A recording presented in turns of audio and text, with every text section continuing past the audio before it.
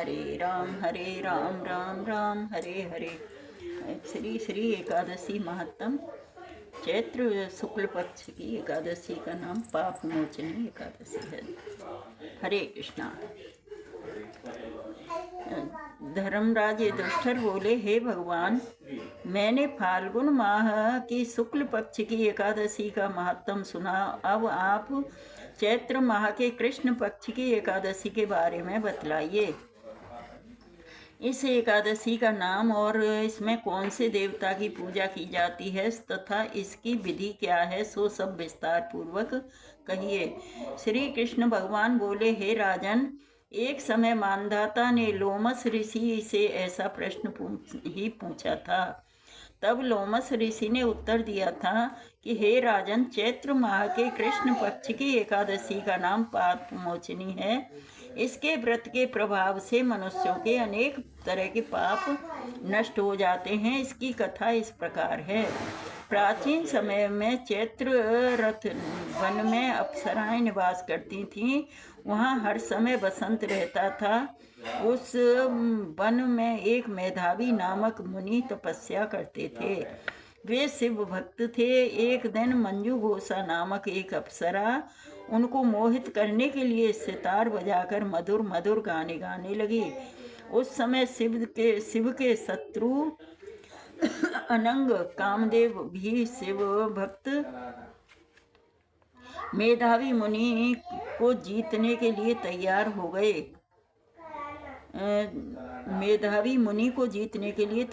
गए। कामदेव ने उस सुंदर अप्सरा के भ्रू को धनुष बनाया, कटाक्ष को उसकी प्रतीक्षा डोरी बनाई, उसके नेत्रों को उसने संकेत बनाया और कुचों को कुरी बनाया।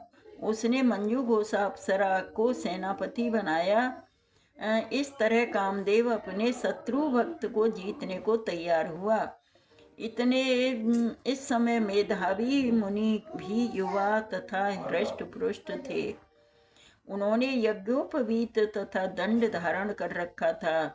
उस मुनि को देखकर मंजू घोषा ने धीरे धीरे मधुर वाणी से वीणा पर गाना शुरू किया। मेधावी मुनि भी मंजू घोषा के मधुर गान पर तथा उनके सौंदर्य पर मोहित हो गए। वह अप्सरा उस मुनि को कामदेव से पीड़ित जानकर आलिंगन करने लगी। वह मुनि उसके सौंदर्य पर मोहित होकर शिव रहस्य को भूल गए और काम के वशीभूत होने के कारण उन्हें दिन और रात का कुछ ध्यान भी नहीं रहा।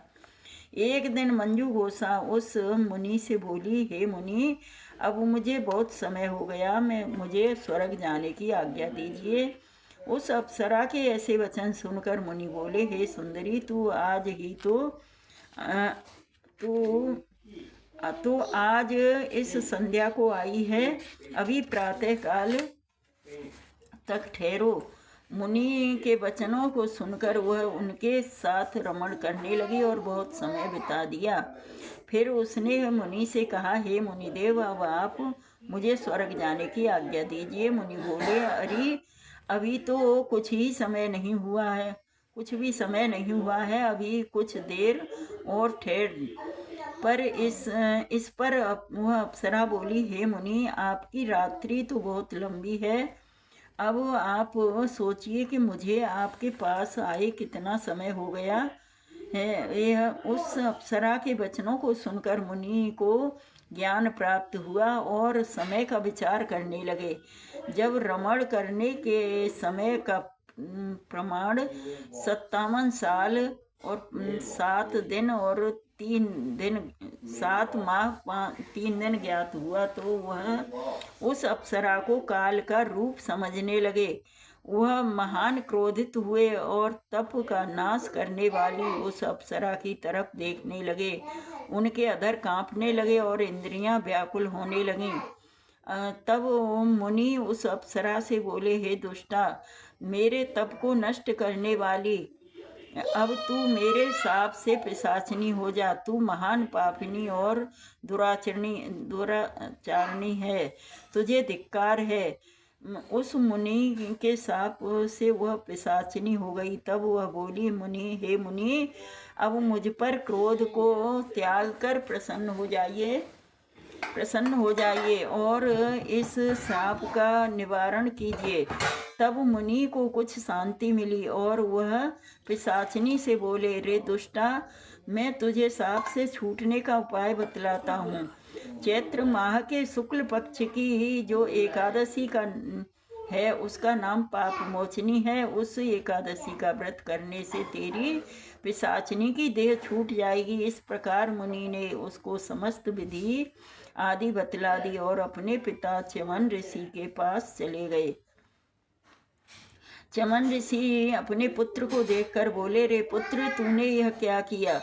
तेरे समस्त तप नष्ट हो गए हैं। मेधावी बोले, हे पिताजी, मैंने बहुत बड़ा पाप किया है, आप उससे छूटने का कोई उपाय बतलाइए। च्यवन ऋषि बोले, हे तात, तुम चैत्र माह के कृष्ण पक्ष की पाप मोचनी नाम की एकादशी का विधिवत तथा भक्ति पूर्वक व्रत करो। इन वचनों को सुनकर मेधावी ऋषि ने पाप मोचनी एकादशी का विधि पूर्वक उपवास किया, जिसके प्रभाव से उनके समस्त पाप नष्ट हो गए। मंजू घोषा अप्सरा भी पाप मोचनी का व्रत करने से पिशाचिनी की देह से छूट गई और सुंदर रूप धारण करके स्वर्गलोक को चली गई। लोमस ऋषि बोले, हे राजन, इस पाप मोचनी एकादशी के प्रभाव से सब पाप नष्ट हो जाते हैं। इस एकादशी कथा के श्रवण करने एवं पढ़ने से 1000 गौदान का फल मिलता है। इस व्रत के करने से ब्रह्म हत्या करने वाले, अगंबा गमन करने वाले आदि के पाप नष्ट हो जाते हैं और अंत में स्वर्ग हो जाते हैं। कथा का सार, यह कथा से स्पष्ट है कि देहजन्य आकर्षण अधिक समय तक नहीं रहता। देह के लोभ में पड़कर मेधावी ऋषि अपने तप संकल्प को भूल गए।